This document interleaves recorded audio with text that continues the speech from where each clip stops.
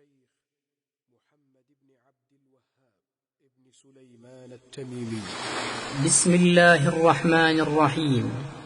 اعلم رحمك الله أنه يجب علينا تعلم 4 مسائل. الأولى العلم. الحمد لله وكفى وسلام على عباده الذين اصطفى. اما بعد، مدنی زندگی میں احکام کی فرضیت کا تذکرہ چل رہا تھا. نماز کے بارے میں کچھ باتیں آئی. نماز کے بعد سب سے بڑا رکن زکوٰۃ کا ہے. زکوٰۃ بھی مدنی زندگی میں فرض قرار دی گئی. بہت سارے اہل علم کا خیال تو یہ ہے کہ نماز کی طرح مکی ہی زندگی میں اللہ تعالی نے زکوٰۃ بھی فرض قرار دیا. زکوٰۃ بھی فرض قرار دے دیا. لیکن زکوٰۃ کیسے نکالی جائے، اس کے شرائط کیا ہیں، کتنی زکوٰۃ نکالی جائے، کب نکالی جائے، ان ساری چیزوں کو اللہ تعالی نے مکے میں کوئی اس کی تفصیل بیان نہیں کی. اس لیے مکے میں زکوٰۃ نکالنے کا کوئی نظام نہیں تھا.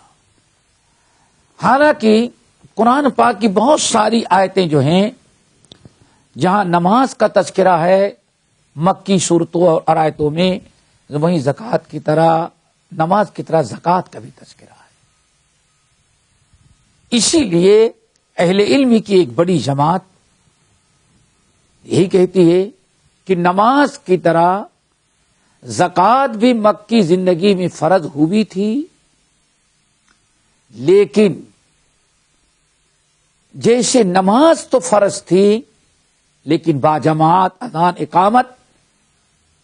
نماز تو مکے میں فرض تھی معراج والی رات، لیکن یہ ساری تفصیل نماز کی مدینے میں اللہ رسول نے بتایا اور مدینے میں ان تمام چیزوں کو ضروری قرار دیا گیا.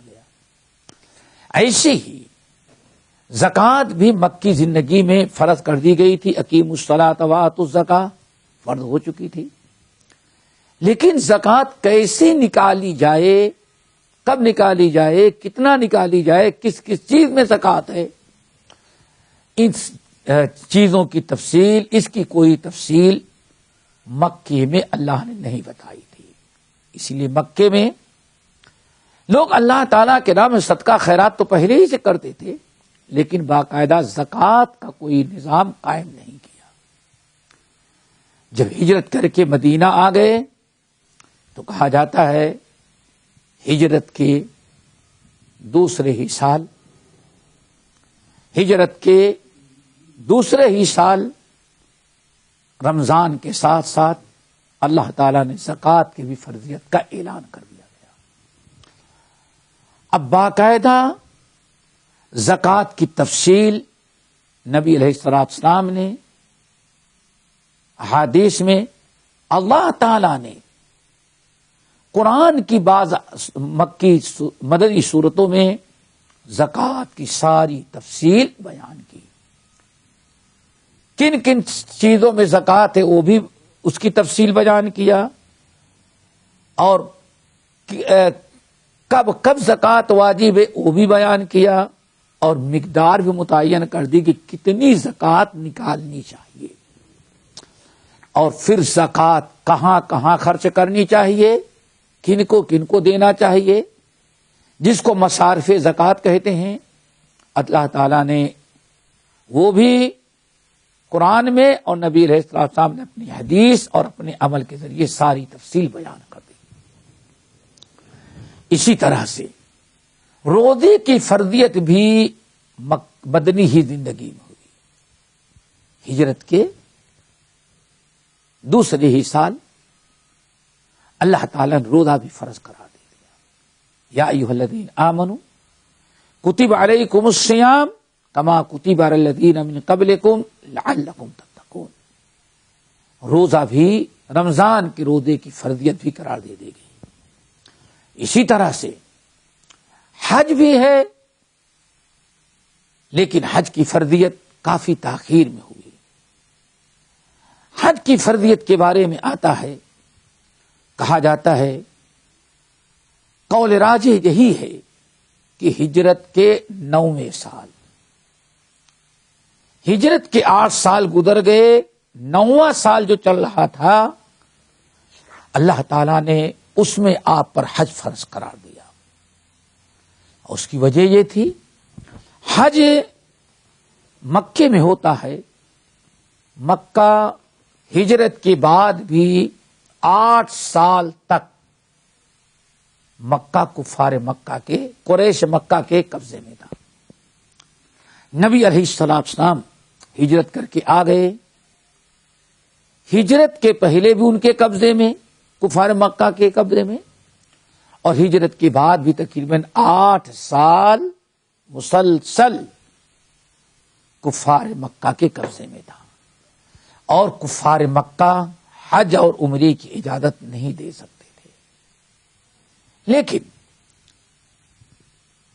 ہجرت کے 8ویں سال رمضان کے مہینے میں جب اللہ تعالی نے اذا جاء نصر اللہ والفتح ورأيت الناس يدخلون في دين الله افواجا فسبح بحمد ربك واستغفره انه كان توابا کے تحت ہجرت کے 8ویں سال ماہ رمضان میں مکہ فتح ہوا۔ نبی علیہ السلام ایک بڑی سے فوج لے کر کے صحابہ کرام کی مکے پر آپ نے چڑھائی کیا۔ کفار مکہ کے اندر مقابلے کی طاقت نہ رہی، وہ ادھر ادھر بھاگے، کچھ گرفتار کیے گئے۔ اسلامی فوج نے چاروں طرف سے مکے کا محاصرہ کیا، مکہ فتح ہو گیا۔ مکہ فتح ہونے کے بعد اللہ کے رسول نے سارے لوگوں کو معاف کر دیا۔ مکہ جو 8 ہجرت میں ہجرت کے 8ویں سال فتح ہو گیا، تو 9ویں سال ہجرت کے 9ویں سال 9 سال گزر رہے تھے تو اللہ تعالیٰ نے آپ پر حج فرض کر دیا۔ وَلِلَّهِ عَلَى النَّاسِ حِجُّ الْبَيْتِ مَنِ اسْتَطَاعَ إِلَيْهِ سَبِيلًا، اور جس کو استطاعت ہو مکہ مکرمہ تک پہنچنے کی، حج کے اخراجات برداشت کرنے کی استطاعت و طاقت جس کے اندر ہے، اللہ تعالیٰ نے اس کے اوپر حج کو فرض قرار دے دیا۔ اس طرح سے حج فرض ہوا، اور یہی اسلام کے 5 ارکان کی تکمیل یہی مدنی زندگی میں ہوئی۔ شہادت واللہ بنی الاسلام علی 5، شہادت واللہ الہ الا اللہ وان محمد رسول اللہ واقام الصلاۃ وایتاء الزکاۃ وصیام رمضان وحج البیت من استطاع الیہ سبیلا۔ اسلام کے 5 ارکان، شہادتین کا اقرار، اقامت صلاۃ، ایتاء زکاۃ، صوم رمضان، استطاعت کے بعد حج بیت اللہ، ان 5 ارکان کی تکمیل مکی زندگی میں ہوئی۔ نبی علیہ السلام نے حج کیا، حج کا طریقہ سکھلایا۔ اس طرح سے یہ 5 ارکان ان کی تکمیل ہوئی مدنی زندگی میں۔ اسی طرح سے مدینے ہی میں اللہ رب العالمین نے جہاد کی بھی اجازت دیا۔ مکی زندگی میں جہاد کی اجازت نہیں تھی، کفوا ایدیکم تھا، کفار کچھ بھی مسلمانوں کے ساتھ کر سکیں کر لیں، مسلمانوں کو جواب دینے، انتقامی کارروائی کرنے کی اجازت نہیں تھی، ہتھیار اٹھانے کی اجازت ابھی نہیں تھی۔ لیکن جب آپ ہجرت کر کے مدینہ طیبہ آ گئے، ایک اسلامی مملکت اور حکومت قائم ہو گئی، پھر اللہ تعالی نے اذن للذین یقاتلون بانہم ظلموا، اللہ رب العالمین نے اجازت دی کہ مسلمانوں، جو کفار و مشرکین تم سے لڑتے ہیں، مقابلہ کرتے ہیں، تم کو بھی ان سے لڑنے کی اجازت دی گئی ہے۔ یہیں سے ایک چیز سمجھ لینا چاہیے کہ اسلامی جہاد جو فرض ہوا وہ ظلم و زیادتی کو روکنے کے لیے۔ پہلے کفار نے ظلم کیا، مسلمان صبر کرتے رہے، اللہ نے صبر کرنے کا حکم دیا، بعد میں اللہ تعالیٰ نے مسلمانوں کو دینا اجازت دیا کہ ہاں تم بھی اب بدلہ ان سے لے سکتے ہو۔ اسی لیے اسلام نے اعلان کیا جو کفار مشرکین تم سے قتال کرتے ہیں، تمہارے جان مال عزت کے ساتھ کھلواڑ کرتے ہیں، تمہیں قتل کرتے ہیں، تمہیں تمہارے گھر سے نکالتے ہیں، تو تمہیں اللہ تعالیٰ ایسے لوگوں سے لڑنے اور جہاد کا حکم اجازت دے رہا ہے۔ ہمیں بھی اپنا دفاع کا حق حاصل ہے، اور یہ دنیا میں ہر مذہب کے اندر ہے، لیکن بدنام سے اسلام کو لوگ کرتے ہیں۔ اسی طرح سے مدنی زندگی میں ایک بڑا اہم فریضہ امر بالمعروف اور نہی عن المنکر کا حکم دیا گیا۔ یہ ہر انسان کو اس کا خیال رکھنا چاہیے، اور آج بڑی کوتاہی ہے۔ انسان روزے نماز کو دین تو سمجھتا ہے، لیکن برائی سے روکنا، نیکی کو حکم دینا، لوگوں کی اصلاح کرنا، یہ کوئی ضروری نہیں سمجھا جاتا۔ اس پر ذرا خیال رکھیں۔ مدنی زندگی میں اللہ تعالی نے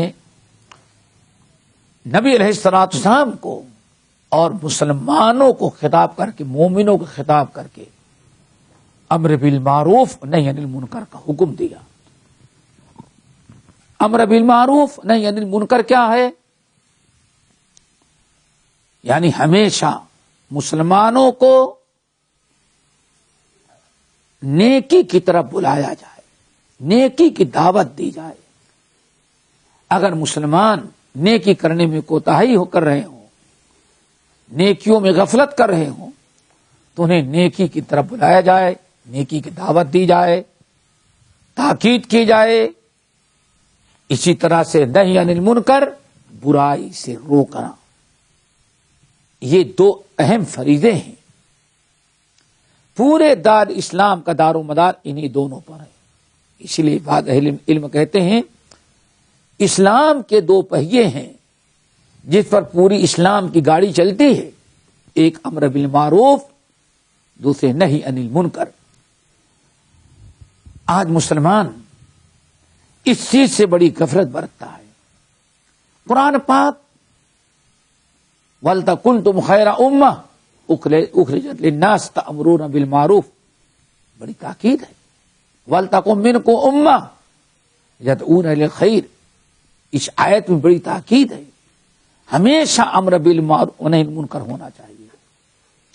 اور اللہ رب العالمین نے مومنوں کے آپس کے تعلقات کا معیار جو بنایا ہے، سورۃ التوبہ کی آیت والمؤمنون والمؤمنات بعضهم اولیاء بعض، والمؤمنون والمؤمنات بعضهم اولیاء بعض یأمرون بالمعروف وینہون عن المنکر ویقیمون الصلاة ویطیعون الزکاة ویطیعون اللہ ورسولہ ویؤتون الزکاة ویطیعون اللہ ورسولہ۔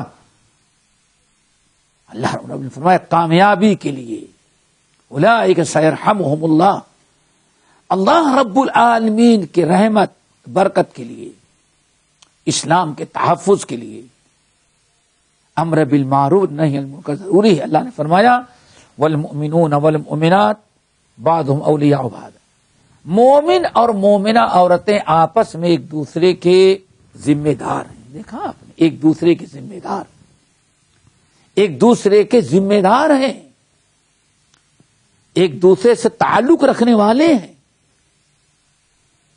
پھر تفصیل کیا تعلق ہے؟ یأمرون بالمعروف وینہون عن المنکر۔ مومن میں ہمیشہ آپس میں ایک دوسرے کو نیکی کا حکم دیتے ہیں اور برائی سے روکتے ہیں۔ یہ مسلمانوں کے آپسی تعلقات اور ایک دوسرے کی ذمہ داری کا معیار بیان کیا جا رہا ہے۔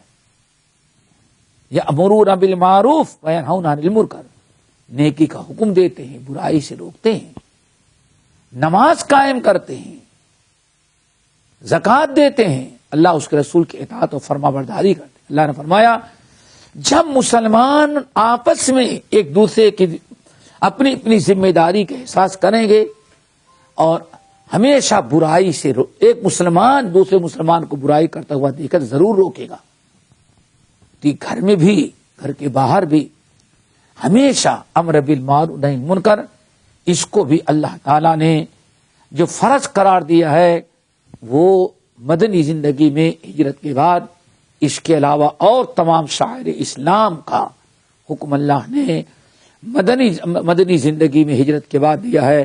اللہ تعالی ہم سب کو اسلامی احکام اور شعائر کے قائم کرنے والا بنائے اور پابندی کے ساتھ عمل کرنے والا بنائے۔ اقول قولی ھذا واستغفر اللہ من کل ذنب واتوب۔